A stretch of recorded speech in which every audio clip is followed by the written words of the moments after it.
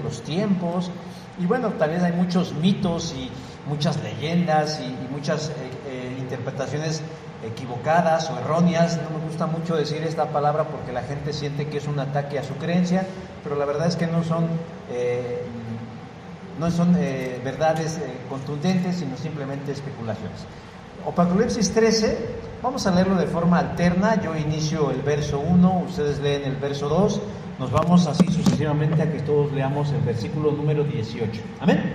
Amén. Dice así la palabra del Señor: me paré sobre la arena del mar y vi subir del mar una bestia que tenía 7 cabezas y 10 cuernos, y en sus cuernos 10 diademas, y sobre sus cabezas un nombre blasfemo.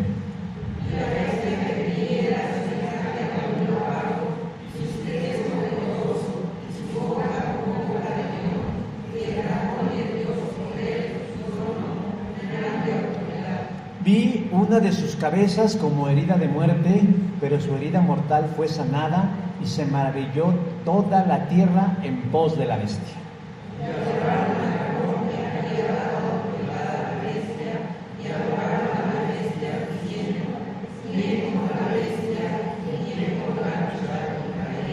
También se le dio boca que hablara grandes cosas y blasfemias, y se le dio autoridad para actuar 42 meses.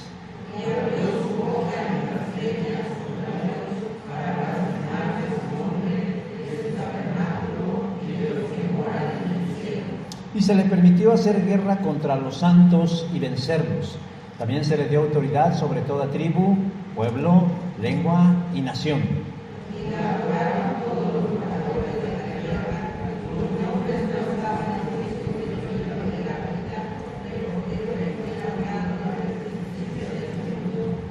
Si alguno tiene oído, oiga.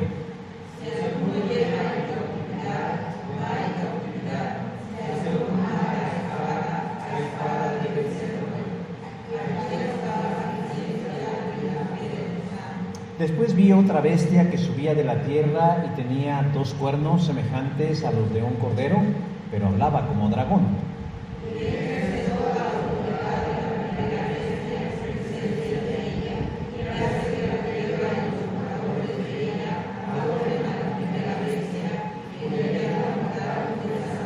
También hace grandes señales, de tal manera que aún hace descender fuego del cielo a la tierra delante de los hombres.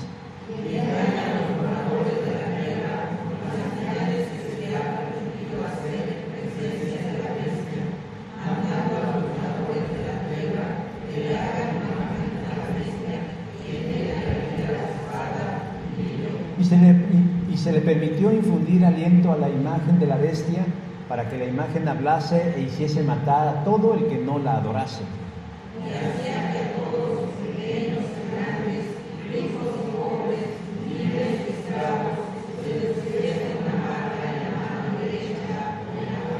Y que ninguno pudiese comprar ni vender, sino el que tuviese la marca o el nombre de la bestia o el número de su nombre.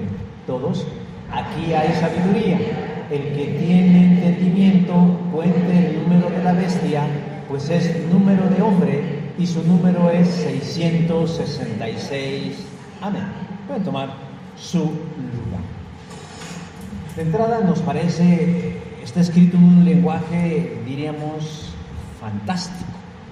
Y eso ha dado pie a múltiples especulaciones y, como dije hace un momento, a malas enseñanzas en relación a este tema.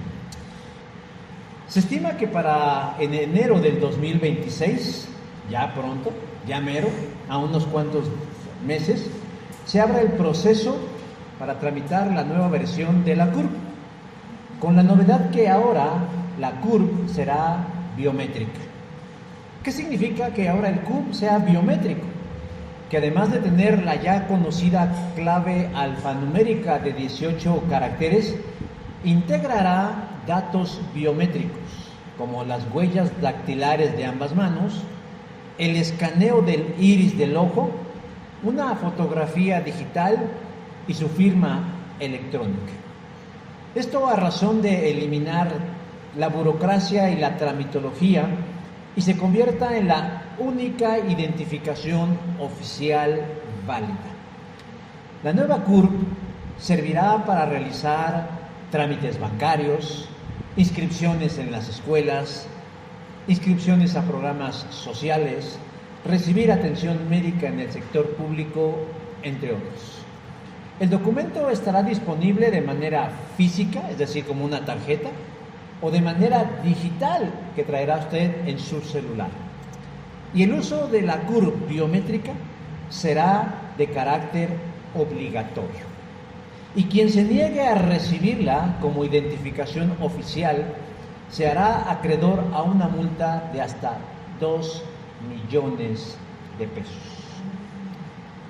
Cada vez que se anuncia una novedad tecnológica que involucra a la sociedad, se comienza a decir que es la marca de la bestia, que el anticristo nos va a empezar a marcar o a señalar.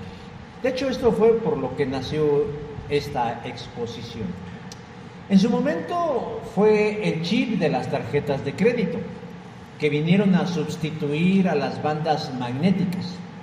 Después fueron los códigos de barras en los distintos productos del supermercado, y a finales del siglo pasado, cuando el Internet irrumpió en la escena mundial, se dijo que la triple W correspondía al 666 del anticristo. No ha faltado quien ha afirmado de manera categórica que los códigos QR son la marca de la bestia. Y más recientemente se dijo que las vacunas contra la COVID-19 contenían nanopartículas que, además de causar enfermedades a largo plazo, serviría para escanear nuestra geolocalización y así poder controlarnos. Pero ahora, con esto de la CURP biométrica, el temor vuelve a asomar sus narices y empieza a sembrar entre muchos, no solo cristianos, el temor de algo terrible: la aparición del anticristo, la aparición del falso profeta, el arrebatamiento de los fieles de la iglesia y el consiguiente abandono de los que no se portaron bien, para que experimenten durante 7 años la gran tribulación y les corten la cabeza. Yo entiendo que el miedo es algo natural entre nosotros, pero a veces nuestros miedos, como estos, están sustentados en argumentaciones bastante endebles que no tienen substancia bíblica. Son temores entendibles, sobre todo quienes han sido enseñados en iglesias de corte dispensacional. Yo sé que es una palabra rara que a veces no nos dice mucho, y ya me he referido a qué es este sistema dispensacional. Este sistema de interpretar el final de los tiempos, llamado dispensacional, es de reciente creación. No tiene más de 120 años de haberse desarrollado.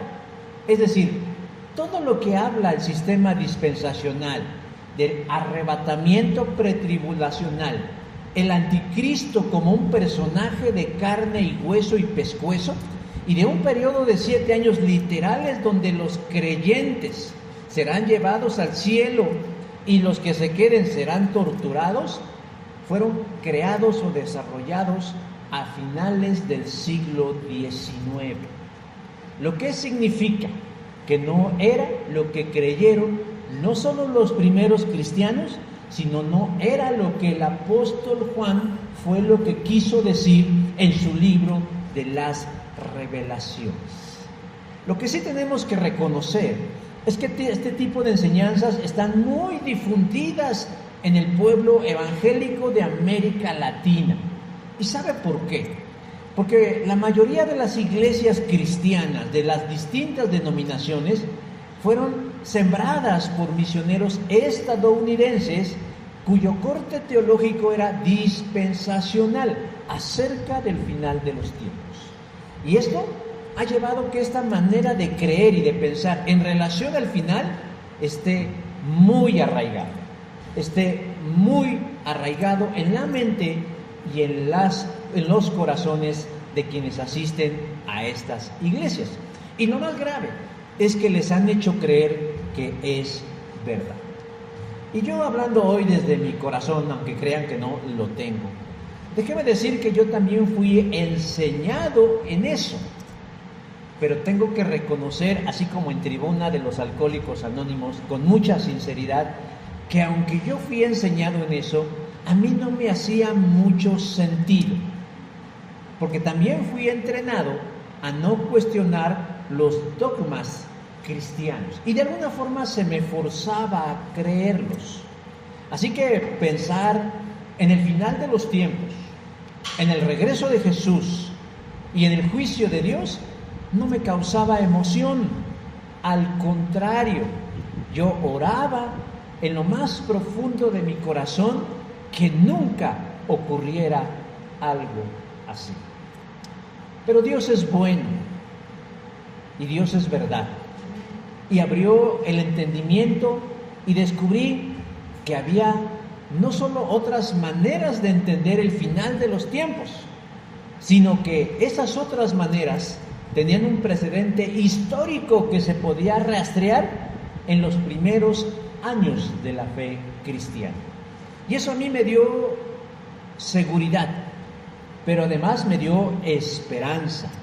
Y hoy, 17 de agosto del 2025, puedo afirmar que no solo deseo que Jesús vuelva, anhelo con todo mi corazón que fuera hoy el día del regreso de Jesús.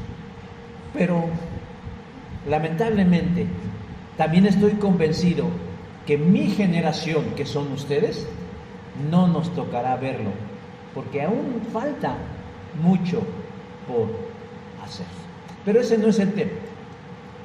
Doy esta explicación introductoria para decirles que a la luz del texto, el tema de la marca o de la señal del anticristo, que a muchos les hace ruido y les da miedo, no es tan terrible como ellos lo quieren ver. De tal manera que la curva biométrica, ni todas las parafernalias que han existido, ni todas las novedades tecnológicas que vendrán, es ni el comienzo de ningún final, sino más bien, mis hermanos, el propósito del capítulo 13 es mostrarnos que la fe del creyente, la fe del cristiano, está siendo probada, está siendo puesta en crisis por el mundo y por el diablo. Y de eso trata este pasaje. ¿Con qué finalidad es probada nuestra fe? Pues contrario a lo que cree el común denominador de los creyentes, en primera instancia es para que nosotros abandonemos el camino de la verdad. Es para que dejemos de serle leal a Cristo y nos perdamos junto con Satanás y todos sus oscuros personajes. Así pues, mis hermanos, déjeme decir que el libro del Apocalipsis no es un libro que habló cosas del pasado que ya se cumplieron, y tampoco es un libro que nos hable exclusivamente del futuro, como algunos dicen, sino es un libro que trata eventos recapitulativos, es decir, que ya sucedieron en el futuro y se cumplieron, que sucederán en el futuro y se cumplirán, pero que están sucediendo hoy en el presente y se están cumpliendo. La narrativa del libro del Apocalipsis no es cronológica como algunos creen que es, sino que es un mosaico de distintos momentos y escenarios que se van entrelazando. Es como mirar una misma cosa desde diferentes ópticas o de diferentes lugares. El lenguaje del libro del Apocalipsis es primordialmente simbólico, no es literal, porque su escritura pertenece a un género literario antiguo, previo al siglo I, llamado género apocalíptico, como lo fue el libro de Daniel, como lo fue el libro de Ezequiel y algunas porciones del profeta Isaías, Mateo 24 y algunas cartas de Pablo como los tesalonicenses. Pero esos símbolos significan algo, y los lectores del primer siglo sabían qué significaban, y nos lo han transmitido a lo largo de los años para que hoy nosotros no tengamos confusión acerca de lo que el autor quiere decirnos. Y lo que quiere decirnos, mis hermanos, es que la Iglesia de Jesucristo, cualquiera que sea el apellido que tenga, es puesta en jaque, de tal modo que su lealtad, su fidelidad y su confianza es probada, con la intención de descalificarla, de descarrilarla, de apartarla de la verdad y de la vida y ser vencida por el mal. Pero yo quiero que hoy respondamos a 3 preguntas fundamentales para que eso no suceda, para que nuestra fe, para que nuestra confianza en Jesucristo sea a prueba de balas, a prueba de ataques, a prueba de tentaciones y de los dardos de fuego del maligno que buscan sacarnos de la jugada de la eternidad. ¿Cuál es la primera pregunta que le vamos a hacer al pasaje en relación a la prueba de nuestra fe? Primero, ¿quién está poniendo a prueba nuestra fe? Vamos a identificar a nuestros adversarios o a nuestros enemigos. Verso 1 dice: vi subir del mar una bestia. Antes de entrar de lleno al pasaje, yo quiero hacer una clara distinción. Generalmente se nos dice que Dios es quien prueba nuestra fe, ¿no? Para pulirla como el oro más brillante que puede existir. Bueno, pues Santiago dice lo contrario. Santiago, el escritor, dice: cuando sean tentados, acuérdense de no decir Dios me está tentando, porque Dios nunca es tentado a hacer lo malo. Santiago 1, versículo 13 de la Nueva Traducción Viviente. La palabra tentar, que es traducida del griego peraizo, también significa probar o examinar, de tal modo que Dios no puede deliberadamente colocarnos en una posición en la que podríamos fallarle, diciendo: Dios me puso en este dilema para que yo le falle, Dios me metió en esta prueba para que yo fracase, Dios me metió en esta enfermedad, en este fracaso, en esta derrota para que yo me equivoque. No, hermanos, no es Dios quien nos coloca en esa posición. No es la mente maestra de nuestros problemas. Las permite, que es diferente, y aprovecha esa prueba para fortalecer nuestra confianza, nuestra lealtad y nuestra fidelidad. Pero el autor de nuestros problemas es el maligno, a quien la Biblia llama Satanás. Y ya desde aquí vamos respondiendo la pregunta: ¿quién pone a prueba nuestra fe? Y el pasaje comienza diciéndonos que Juan, el apóstol, el autor material del libro, dice: vio emerger del mar una bestia. Otras versiones de la Biblia lo traducen como un monstruo, que tiene características muy específicas. Tiene 7 cabezas, 10 cuernos, y en sus cuernos 10 diademas, y sobre sus cabezas un nombre blasfemo. Ya dije, si nosotros nos imaginamos literalmente esto, la imagen que se crea en nuestro cerebro realmente es una bestia. Porque la intención de Juan es que nosotros nos creemos una idea de algo horrible, algo espantoso, pero esa no es realmente lo que él está describiendo, porque está hablando en un lenguaje simbólico. Y nosotros no podemos caer en el error de pensar que él está describiendo literal y textualmente a un monstruo, sino que lo horripilante del personaje no tiene que ver con su aspecto, sino con lo que realiza. Cada uno de estos elementos que menciona Juan tienen un significado y representan algo en la realidad que nos es conocido a todos. Esa bestia o monstruo no es una persona necesariamente hablando, no es un ente necesariamente hablando, sino por las características se refiere más bien a un sistema de dominio que puede ser ideológico, de gobierno, o político, porque las cabezas significan gobierno, los cuernos significan poder y las diademas significan gobierno por encima de los demás. Y que el que tenga escrita en su cabeza nombres que ofenden a Dios, nos dice que ese sistema de sociedad o de hombres se atribuyen prerrogativas que solo le competen a Dios. Juan está aludiendo a un personaje del primer siglo muy reconocido, al emperador romano, al César, a Domiciano, quien por ser un imperio dominaba a 10 repúblicas o 10 montes o 10 naciones a su alrededor y subyugaban a sus ciudadanos bajo el engaño de la famosa paz romana. Una especie como de extorsión. ¿Quieres tener paz? Págame una cuota y concédeme tu lealtad y tu fidelidad al emperador. El emperador Domiciano no solamente le placía decir que era un hombre poderoso, sino que además le gustaba que lo identificaran como un ser divino. Querían que se dirigiera a él como si fuera Dios mismo y a su descendencia como los hijos de Dios. Y esas fantasías narcisistas lo llevaban a exigirle a sus gobernados fidelidad o lealtad. Y eso se traduce en una ofensa para el Dios verdadero.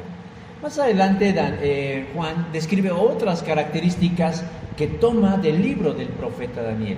Pero, ¿qué es lo que hace peligroso a este sistema de gobierno para los creyentes en Jesús? Pues que tiene el mismo objetivo del diablo, que dice, el dragón, o sea el diablo, le dio poder y autoridad, y el dragón le dio su poder y su trono y su gran autoridad. Versículo 2. ¿Para qué? Para que actuara durante 42 meses, que es lo mismo que 3 años y medio o 1260 días. Pero esta cantidad tampoco es literal, sino lo que quiere decir Juan es que la influencia, la incidencia del poder de este sistema tiene un principio y tiene un final, es decir, no es infinito y no es eterno. Que durante ese periodo de tiempo, que pueden ser años, meses o semanas, terminará así como empezó. Pero en el lapso de su principio y de su final, ¿qué es lo que hace esta primera bestia? Versículo 7, hace guerra contra los santos y los vence. Es decir, ataca, señala, violenta, les quita derechos a los santos de Dios.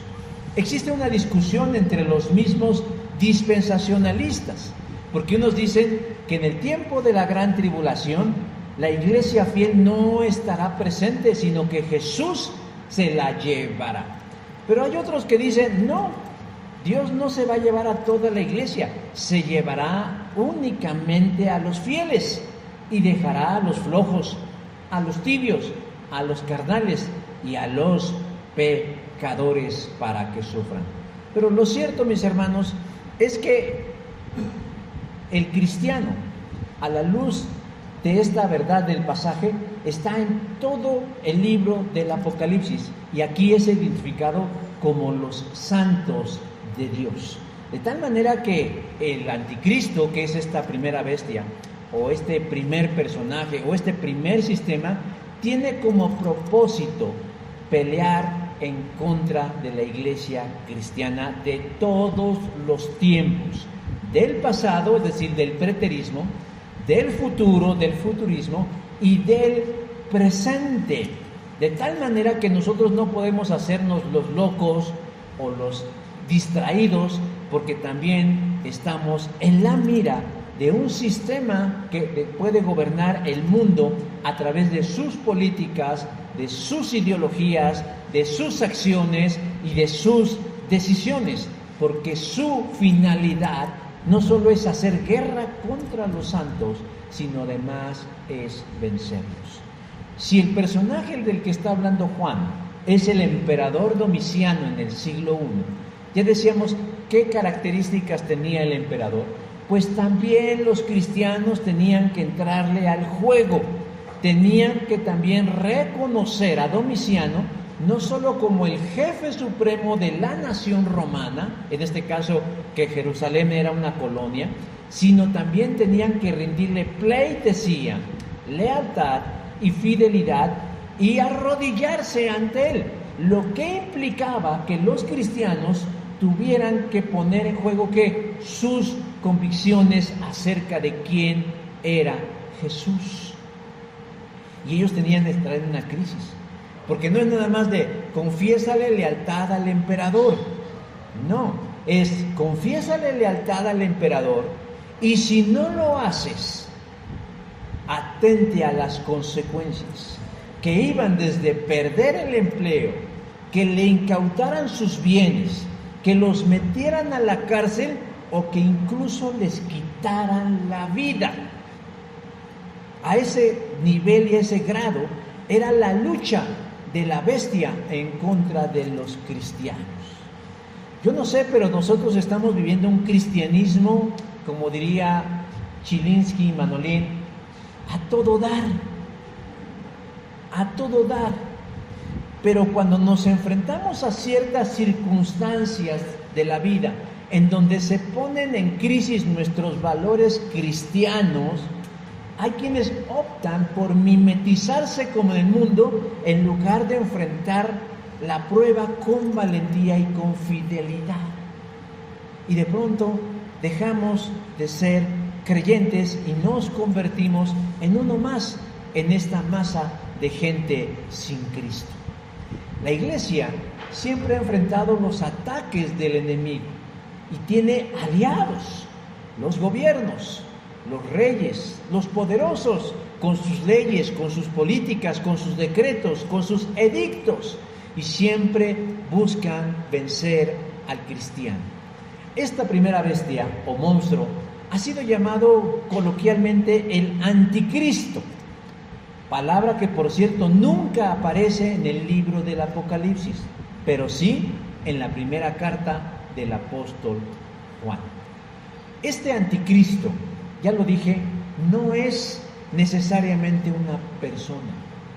El día de hoy, pues un sistema político de gobierno ideológico, pero además no viene solo, sino viene acompañado de una segunda bestia. Versículo 11 dice, y vi emerger de la tierra una segunda bestia.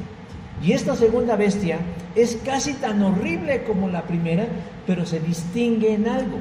Viene disfrazada de espiritualidad y de religiosidad, porque dice, tenía 2 cuernos semejantes a los de un cordero. ¿Qué imagen tienen cuando escuchan a un cordero? A Jesucristo. Entonces pretende engañar con un disfraz y una actitud falsa que es buena persona, que es bueno para con los demás. Pero dice Juan, pero habla como dragón. Es una vil, vulgar falsificación de lo divino. La segunda se viste con el resplandor de la primera, verso 12, ejerce toda la autoridad de la primera bestia. Y esta segunda bestia es reconocida como el falso profeta, que en términos actuales tampoco es una persona, sino un sistema de creencias y de religión. ¿Cuál? El que usted guste, porque cualquier religión se puede aliar con un gobierno para ejercer poder y obstaculizar los asuntos del reino de Dios. En su mayoría se ha dicho que el catolicismo romano es la personificación del falso profeta. Pero yo diría que también ha habido algunos grupos protestantes o evangélicos que han hecho lo propio, por ejemplo, en países como Inglaterra, ¿no? Por ejemplo, los anglicanos, o inclusive Bukele en El Salvador, que algunos ya lo tienen así como un dios, pero en realidad ese hombre es un tirano. Ahora, ¿cómo encaja todo esto para nosotros hoy en el siglo XXI, que la fe en Cristo, mis hermanos, no puede vivirse sin los aspavientos de la existencia de enemigos poderosos que harán lo que esté en su mano para que usted deje de ser cristiano. Sí, a través de la persuasión, a través del convencimiento, a través del engatusamiento de cosas que pueden parecer buenas y seducirlo para que se aparte del camino. Por eso yo les exhorto y les animo con el corazón en la mano que no vean a ningún gobernante y a ningún político de ningún color, de ninguna ideología, como un aliado de ustedes como creyentes, porque todo lo que ellos buscan, tal vez de forma inconsciente, es ser el anticristo en sus vidas, en sus familias, en su iglesia y en su comunidad. De tal manera que ningún sistema de gobierno, llámese monarquía, llámese democracia, derecha, izquierda, centro, comunismo, guerrilla, arriba y abajo, adentro y afuera, puede ser un aliado de la fe cristiana.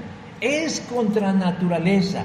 En lo particular, hermanos, hay que preferir creerle a Dios que a las promesas salameras de un político, porque ellos tienen lealtades, pero no con Dios ni con Cristo, sino con sus propias agendas, con sus propios intereses y más profundamente con el diablo. Y esos, hermanos, son los que están poniendo en jaque nuestra fe, nuestra fidelidad y nuestra lealtad a Cristo. Segunda pregunta. Ya vimos quiénes son nuestros enemigos. La segunda es, ¿cómo le hacen para poner a prueba nuestra fe? Bueno, pues si uno no es tonto, ¿verdad? Uno tendrá la cara, pero uno no lo es. Bueno, versículo 14 nos dice, y engañan a los moradores de la tierra. Lo hacen, hermanos, a través del engaño. O sea, ellos no van a decir, vengo a quitarte tus principios, vengo a quitarte tus valores. No. Alguna vez escuché a alguien que decía, si viniera un viejo feo, sucio, maloliente, de aspecto desagradable, que tuviera los mocos escurridos, que oliera a pies, que no se bañara, con la ropa andrajosa, con una botella de alcohol o metiéndose algo en su cuerpo, alguna sustancia tóxica, y tocara la puerta de su casa y le dijera, ¿me permite entrar? ¿Me dejaría convivir con sus hijos? ¿Me dejaría sentarme en su sala? ¿Podríamos ir juntos al mercado? ¿Podríamos hágame un huequito en su cama? Pues obviamente diríamos que no, a menos que esté en alguien muy urgido, pero yo creo que la gran y la inmensa mayoría no lo dejaría entrar. Pues desde luego que no. Pero la maldad, hermanos, no viene envuelta en esos paquetes, vienen en paquetes hermosos. Bien dice el apóstol Pablo que el mismo Satanás se viste como un ángel de luz. ¿Para qué? Pues para engañarnos. La primera bestia, o el anticristo, nos dice el versículo 3 de la Reina Valera contemporánea, que una de sus 7 cabezas tenía una herida que parecía mortal, pero fue sanada. Y ya en el verso 12 nos dice, ¿cómo es que fue sanada? Bueno, el falso profeta la sanó. A través de hechos fuera de lo común, es que la gente es engañada. A través de hechos extraordinarios, quienes estaban alrededor de estos dos personajes quedaron asombrados. Versículo 13 dice, y el mundo entero, cuando vieron que se le sanó la cabeza a la primera bestia, dice, y el mundo entero se llenó de asombro. O sea, dijeron, wow, ¿viste? ¿Vistes? ¿Cómo se le sanó el coco? Mira cómo le salía de la sangre, cómo los sesos le escurrían. Y de pronto vino la segunda. Está hablando en un lenguaje alegórico, metafórico, simbólico, para que entendamos. Y la gente quedó así, con la cara de...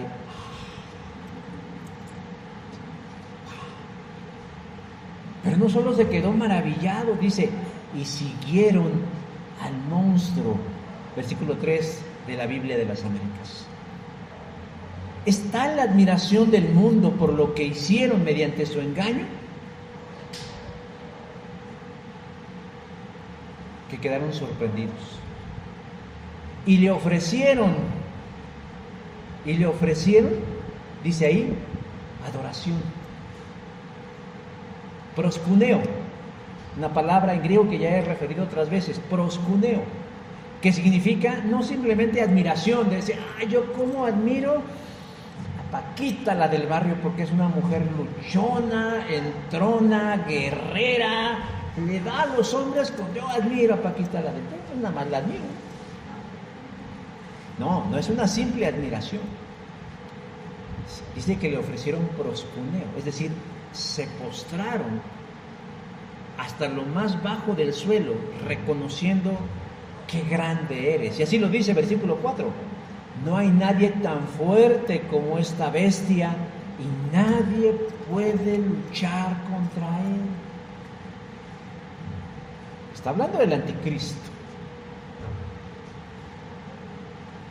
¿Quién hizo ese milagro? La segunda bestia o el falso profeta. Y juega un papel fundamental porque dice versículo 13, hace grandes señales de tal forma que aún hace que fuego caiga del cielo. Estas señales o portentos van con un objetivo, hermanos, engañar a los moradores de la tierra. Versículo 14. ¿Y qué resulta de eso?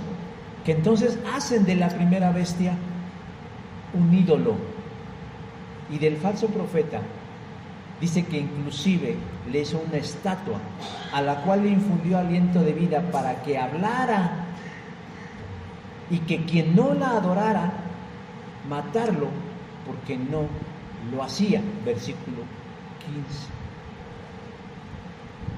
¿Cómo es que logran que la gente coherente e inteligente, con materia gris y con cerebro, adore a un sistema, a un político, a un personaje, a través del engaño? Muchos de los personajes más mediáticos del mundo dicen, así como me ven, así soy yo. Ajá. Y ahí tienen a los ingenuos creyéndoles.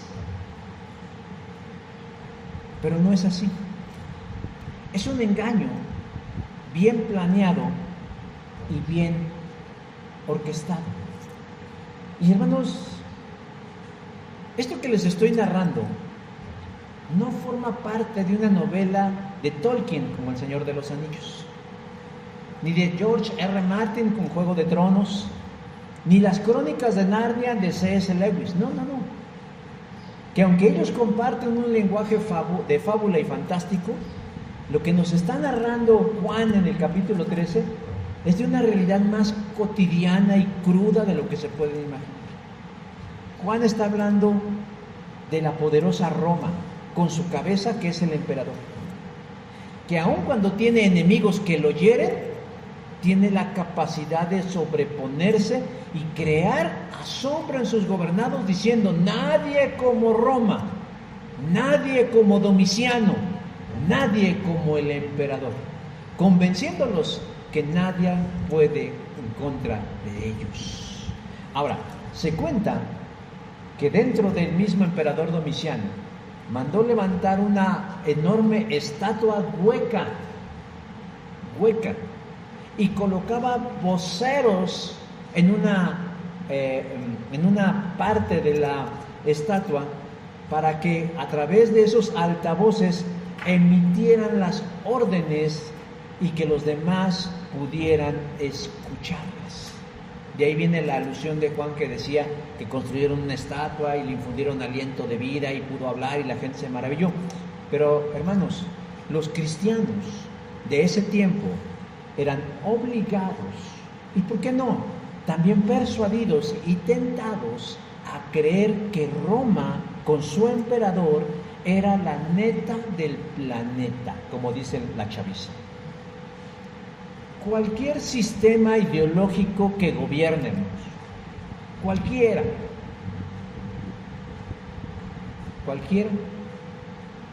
lo hace mediante engaños. Y lo que busca es que sus gobernados le rindan lealtad y fidelidad, haciéndoles creer que están interesados en su bienestar, como el chocolate y los frijoles y todo eso, los bancos y todo. Les hacen creer que están interesados en su bienestar y que todo lo que hacen es por su bien, que ustedes no saben, que ustedes no han podido, que han sido olvidados por las oligarquías y por el capitalismo y por todo eso, y que ahora yo les voy a dar la verdad.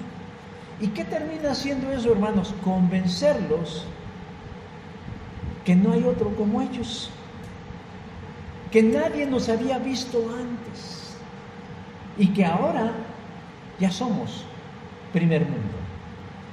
Pero la religiosidad juega un papel fundamental en ese convencimiento de las multitudes. Jesús lo dijo: se levantarán falsos mesías, se levantarán falsos profetas y realizarán grandes señales y milagros. ¿Para qué? Para engañar.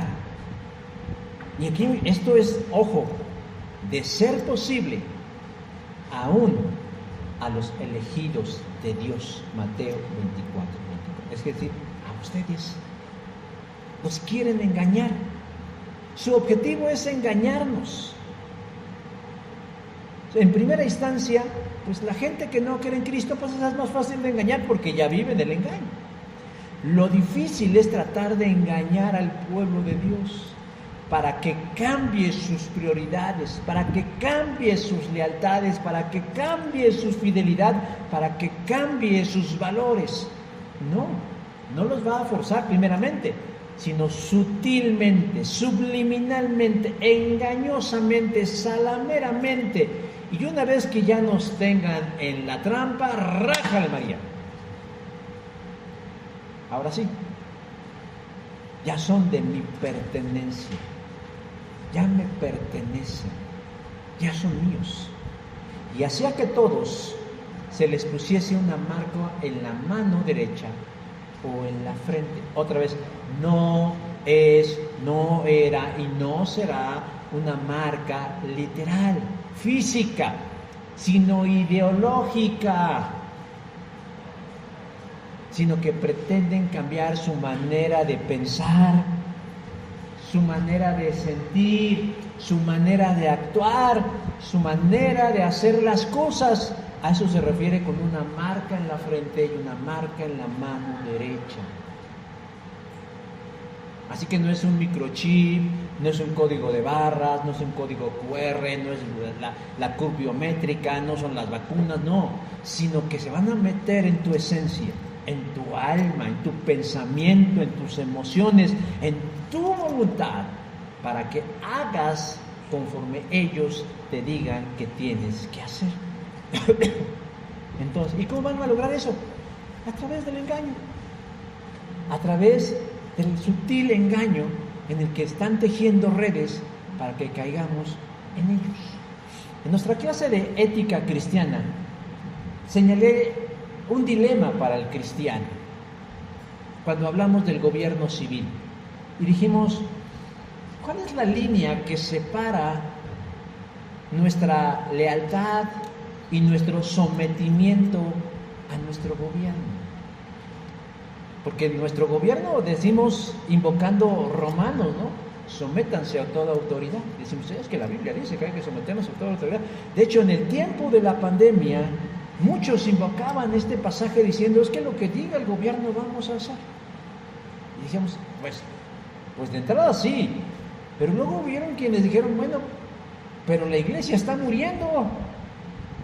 Las iglesias cristianas están muriendo por falta de comunión. No se pueden alimentar a través de una pantalla, a distancia, a través del internet, porque la vida de la iglesia es viva, es real, Ayer lo decía mi hermana, es de abrazarse, es de mirarnos cara a cara y decirnos cómo estás, hermano, cómo puedo orar por ti, cómo te bendigo, cómo te acompaño, qué es lo que hago. Pero nuestros gobiernos decían que, y no solo todos decían, aíslense. Y la gente decía, hay que hacerle caso a nuestras autoridades. ¿Hasta qué punto nosotros debemos sujetarnos a una autoridad? ¿Hasta dónde? Que de pronto si una autoridad dice, ya no quiero que se reúnan los cristianos en lugares públicos, háganlo de manera clara. Hay que sujetarnos a nuestras autoridades. No estamos en el tiempo de Domiciano, pero ¿qué tal si de pronto se levantan por ahí locos y dicen, ahora tienen que declararle lealtad al gobierno, al sistema, a esta sociedad sin Cristo?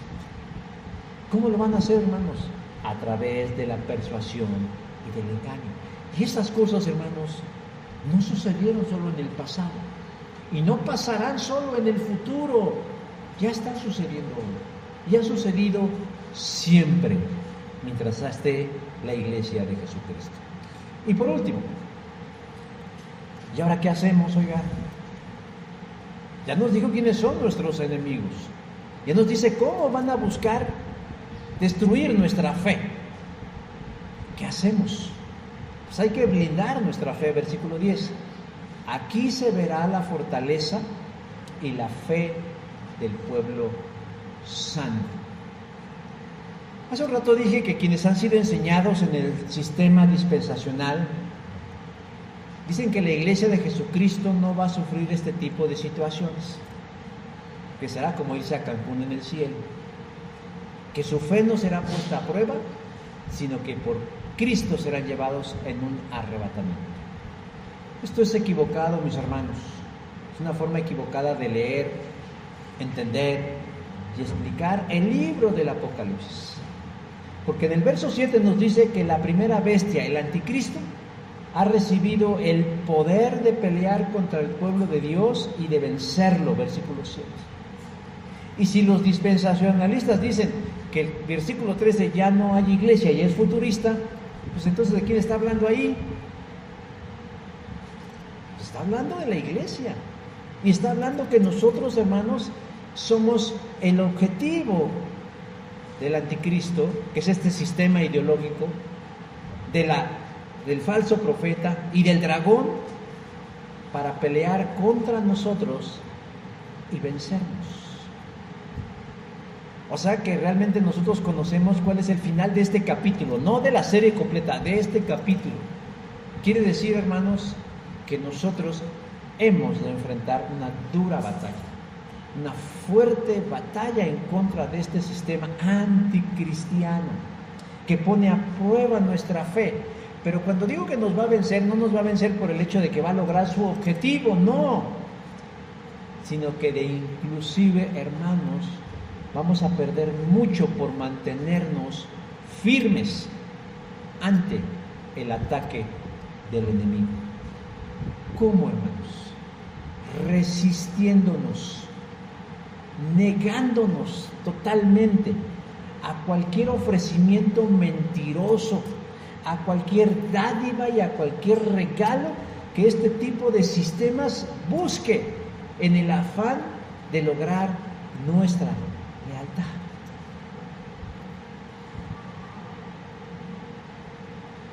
Lo que ellos buscan es que la iglesia, es decir, los miembros de las iglesias, se pierdan. Ellos tienen una estrategia y nosotros debemos tener la nuestra, y es muy sencilla. Bueno, sencilla en el sentido de entenderla, difícil en el momento de ejecutarla. Para evitar que nuestra fe, hermanos, se pierda o sea arrastrada en esta oleada del enemigo, nosotros, hermanos, debemos mantenernos firmes, leales, convencidos que creer y esperar en Cristo vale la pena hasta en el sufrimiento, y conscientes de que negarnos a aceptar lo que el anticristo nos diga nos puede llevar a perder mucho, oportunidades, derechos, bienes, empleos, familia o inclusive la vida. De entrada ya sabemos que como humanos, bajo las reglas, bajo qué reglas, condiciones y circunstancias se maneja el mal, y no los vamos a ganarnos. Pero nuestra corona no es vencerlos, nuestra lucha no es derrotarlos, nuestra lucha es aguantar con firmeza hasta el final. Y así lo dice Jesús: el que se mantenga firme hasta el fin, ese será salvo. Mateo 24:3. Luego entonces, ¿qué debemos hacer, hermanos? Resistir y rechazar lo que el mundo sin Cristo ofrece, que puede apartarnos del camino. Yo sé que suena muy general, pero cada uno sabe que hay alrededor de su vida que lo hace trastabillar en relación a su lealtad a Cristo. Algunos dicen: son mis hijos, es mi trabajo, es mi desarrollo personal, es mi profesión, es mi pareja, es mi salud, es por lo que he soñado. Pero a cada uno el Señor nos va mostrando con qué marca o con qué señal el mundo quiere marcarnos. En el contexto de Juan, en el primer siglo, la gente que se aliaba al gobierno de Roma abrazaba sus ideas, abrazaba sus modas, abrazaba su moral, sus valores, sus principios, sus maneras, y era la forma en que los sellaban. Porque ser sellado o marcado en el tiempo de Juan implicaba propiedad. Eres de mi propiedad, ya te pareces a nosotros. Dice el versículo 18: el que tiene entendimiento, cuente el número de la bestia, pues es número de hombre, y su número es 666.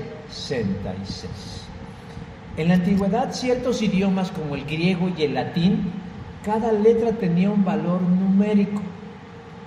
El español no lo tiene, el inglés no lo tiene, ni el francés, ni el italiano, ni el portugués, ni el ruso.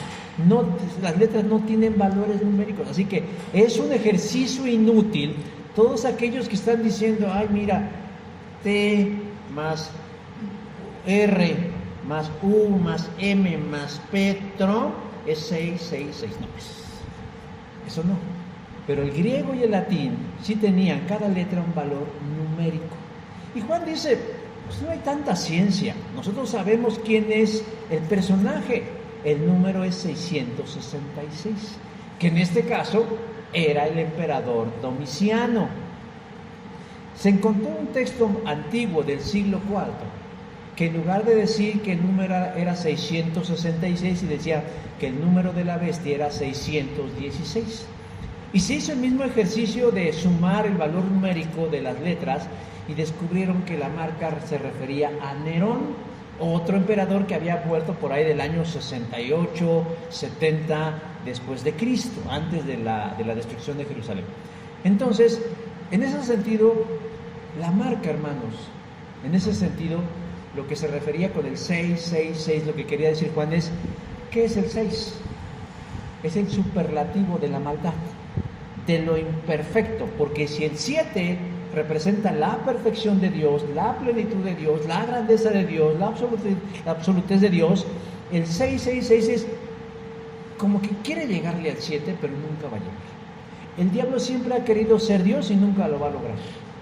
Y por lo tanto dice: el 666 es el grado superlativo de la maldad, del error, del fracaso, de la imperfección.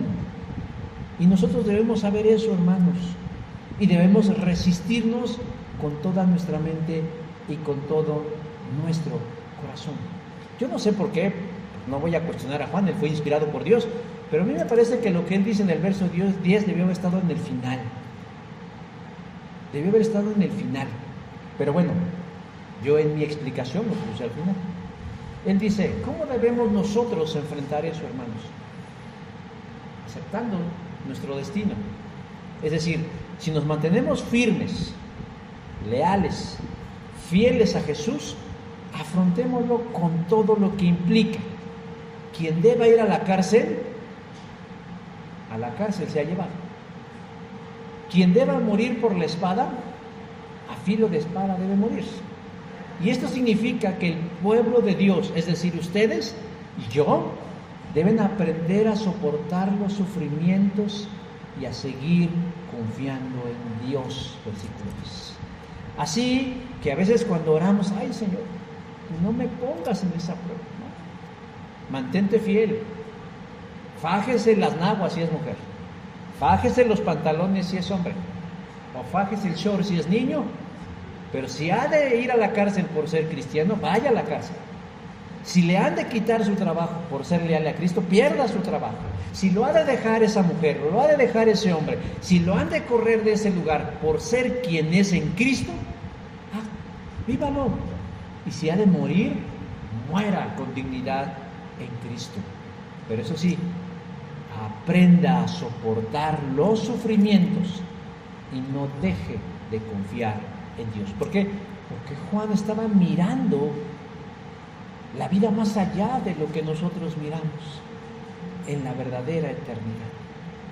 La instrucción de Juan es muy clara: no se alíen con nada ni con nadie que contravenga la fe de Cristo, así sea la oferta más tentadora, pero si va en contra de Dios y su voluntad, resístase, manténgase firme, no abandone el camino a la vida eterna, resista, persista y subsista, pese a las consecuencias que esto le pueda traer.